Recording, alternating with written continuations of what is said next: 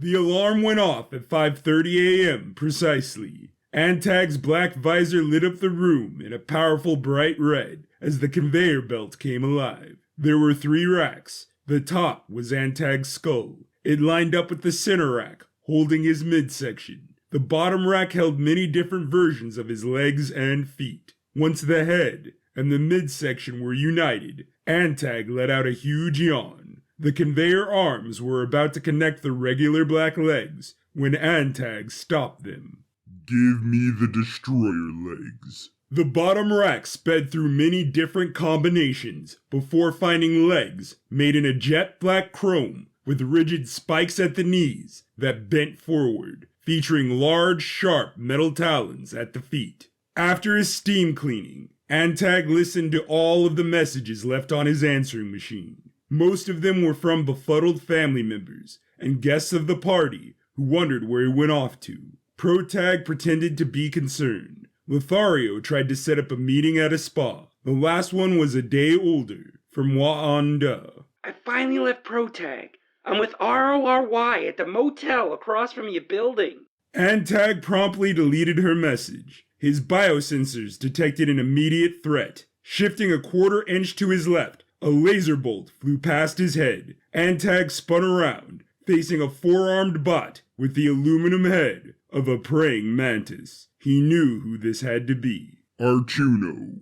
The one and only, cabron. Antag used Artuno on many jobs. He once sent him to wipe out an entire family of a foreman who tried to unionize. Whoever sent you must have deep pockets. Tell me, and I will allow you to leave with 2 limbs. Client privileges and all that. Very well.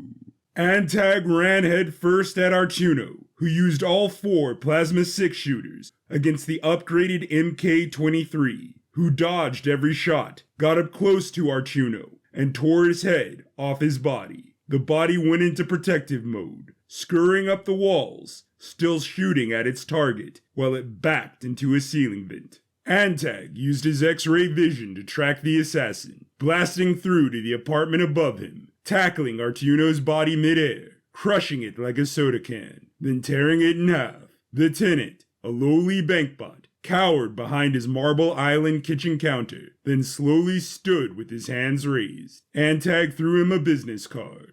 That is so you know who I am and how much power I possess. I refuse to pay for any damages. Good day. He jumped through the hole back into his apartment to finish his morning routine before he had to be at the TV studio. Of course, Antag wanted to find out who wanted him dead, but there were too many bots to ponder with so little time. The cheery environment backstage of Good Morning Ultra City was one that made Antag uncomfortable and thankful he could never project his true feelings to others. The makeup artist sprayed chrome polish on his face, while host Sal E. Kimono went over show notes. Right after the cooking segment, I will give you your intro, and you'll enter stage left to your right. Got it? I can comprehend basic stage directions. That's great. Do you have an opening anecdote? It is paramount that the banter is kept to a minimum. I am not good at it, because it infuriates me. Don't forget to have fun. I will do no such thing. It was time for Antag's segment. Sally introduced him. He met his mark. She went to give him a hug, and he moved past her in a laser-focused strut to the guest chair. Welcome, Antag. I hear you have an important message to make. My first order of business as new CEO of the Archie Corporation is to acquire next-gen robotics. My team was busy buying every share before I even restarted this morning. Coinciding with this news, here's my long-lost half-sister, KVXIV. KVXIV stomped out onto the stage. Her NG-10 body and intimidating, yet blatantly nervous demeanor clashed more with the morning show set than Antag. Greetings. She is now the new CEO of the Archie Corporation. I am taking my shares to the 3rd moon, where I will begin my own society, the farthest I can get from this rotating cube of debris and all of its salacious vermin. Good day. Not so fast. Sally's mouth opened wide as blue plasma grenades shot out. Perfect. Another assassin.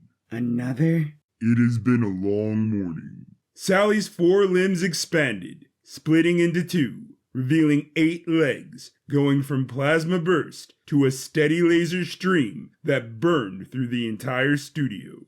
Shoot it. It is moving too erratically for me to get a fixed position. Stand still. KVXIV glided over to Antag. She expanded while opening her body to surround him with the protective exoskeleton. Their minds were synced, slowing down relative time, allowing Antag a better look at the assassin. Antag held up his right hand, launching a knuckle rocket into Sal-E's mouth. She exploded in a bright blue blaze, taking half the studio with her. Antag and KVXIV were the only survivors. She unattached from him, surveying the wreckage. Assassin or not, the message has been made clear. When will your unit apprehend Matri?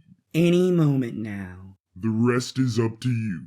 I have a space flight in 4 hours. Any advice? My brothers are too naive to double-cross you, which makes them easier to stab in the back, yet ultimately underwhelming when you do so.